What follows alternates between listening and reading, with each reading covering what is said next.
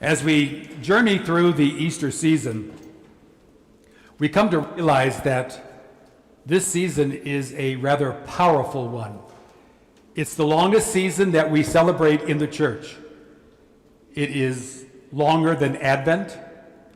It is longer than Christmas period. It is longer than Lent. We're going to have 7 to 8 weeks of the Gospels telling us he has been raised. Now, the church either thinks that we don't hear it, or maybe we don't believe it, that we have to be reminded for 8 weeks that he is risen. And that's important because after those 8 weeks, we're going to be pushed into ordinary time.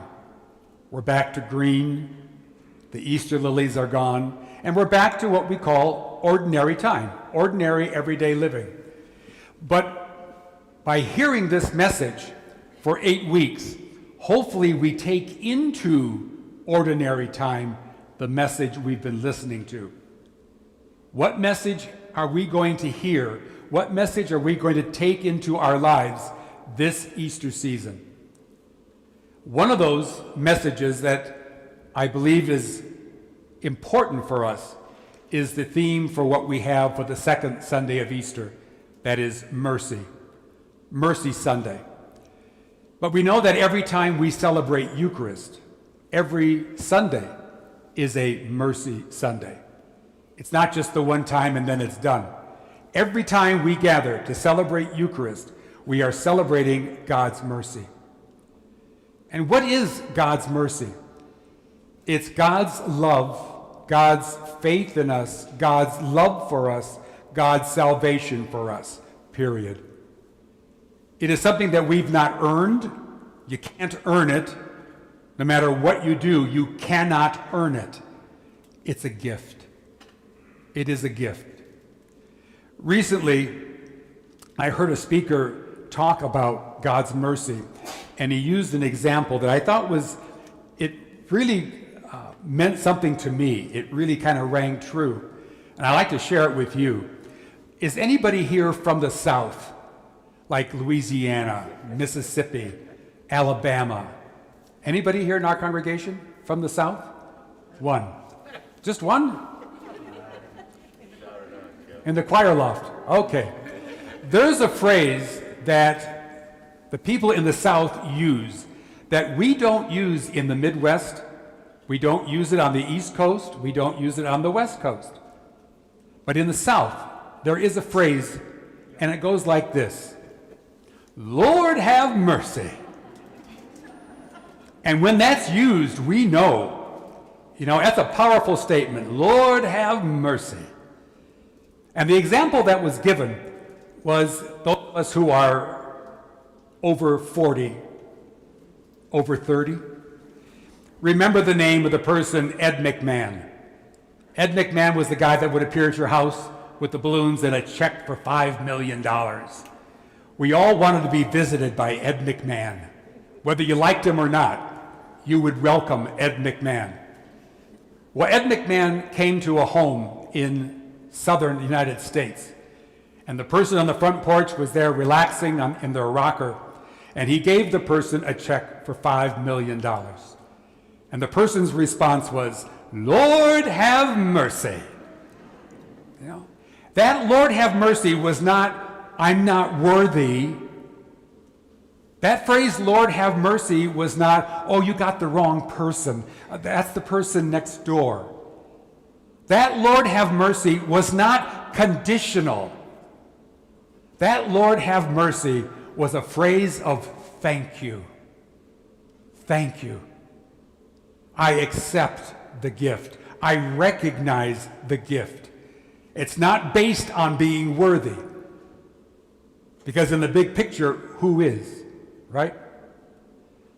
I think I shared with you before the day that I was ordained back in St. Louis, 1980, at the old cathedral. And about 10 minutes before the ordination, I was pacing back and forth, and the abbot of the monastery came by and said, what's wrong? And I said, I've been studying for the priesthood for 8 years now, and I knew that this day was coming, but all of a sudden, I just don't feel worthy. And he looked at me and said, Tony, don't worry, you're not. I never did like him. But the point is, nobody is worthy. If we wait till we're worthy to do something, we're going to wait a long time. Honey, will you take out the garbage? Not worthy. Will you do the dishes? Oh, I'm not worthy. You know, saying I'm not worthy can be an excuse not to do something. It can be a false sense of piety. Oh, I'm not worthy. Oh, God could never love me. Stop it.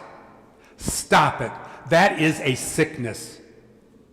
The appropriate word response is thank you. Thank you. Because God's mercy is for every single person. There is no person outside of God's mercy. If you're a person who lives a good life, you do the best you can, you do acts of charity, God's mercy is with you. You are surrounded. You are supported with it.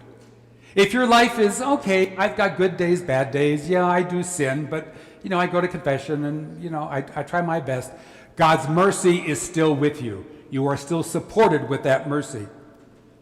And even if a person's life is awful, sinful, there's no sense of God or even care for God, God's mercy is still there. We cannot and we dare not define God's mercy. That would be an ultimate sin. Because what we're telling God is, no, you've got it wrong. You've got it wrong. There are people who really don't deserve your mercy. And of course, those who say that recognize that, oh, they're worth it. After all, look here. Who could not give mercy to this person? Huh? But you, I don't know if God's mercy is with you. The jury's out on that. I'm not sure if God really has that kind of mercy towards you. Again, we've got to stop that. That's a form of idolatry. We are worshiping a false God, a God that we turn into our own image because we dictate to God who's worthy and who's not worthy. Really?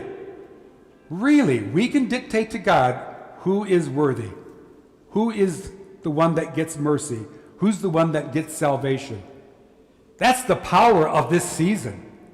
It begins with the Father raising Jesus from the dead, which is a big no to sin, saying, I'm the God of life, of the living, not of the dead. To Pentecost Sunday, when this Spirit of God that raises Jesus, Jesus in turn breathes to the disciples, breathes to us, and says, now you go. You go and spread the message. Be the message for others. And each one of us is different. We're all not the same. And perhaps the reason is because we bring that message to different people. And many of us can reach people that others cannot reach. This sense of God's mercy is powerful. As I mentioned, it's something that we don't earn. You can't earn it. It's a gift. It's a positive gift. And for people who, for whatever reason, don't want to accept it, I just don't believe it, your spiritual life will be very, very wanting. I find that most people who believe that in their spiritual life, they're usually very angry people, they're very lonely people, they can be a very depressed people. And when it comes to the end of their lives, they are screaming for a priest. I gotta have the priest. I, as a priest, do not give you salvation. As a priest, I am reminding you, I am reminding me of what we already have. And we give to people those beautiful words of Jesus today, be at peace. Be at peace. Don't worry. You are loved, you are forgiven, you are saved. Period. There's no comma, there's no but, there's no although you have to. No.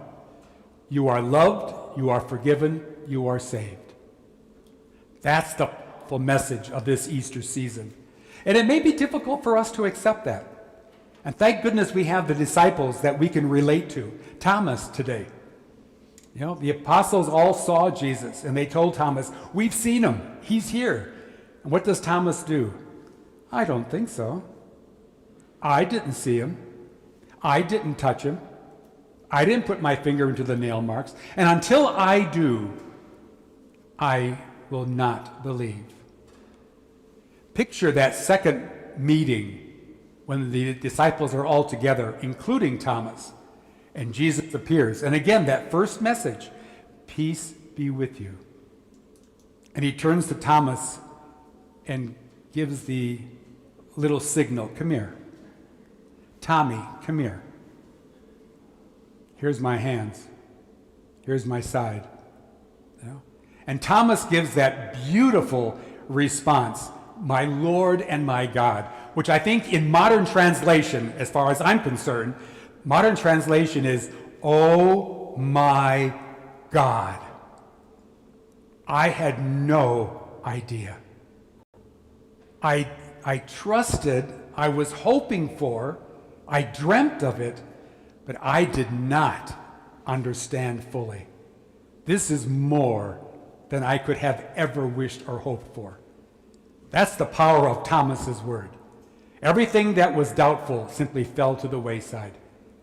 And it was simply Jesus and Thomas. Well, hopefully when you and I come to our life's end, that we will have that same kind of faith that allowed Thomas to see Jesus for who he was, or correctly, who he is. And that we be assured that the words of Jesus are as true for us as they were for Thomas. You are loved, you are saved, you are forgiven. Peace be with you.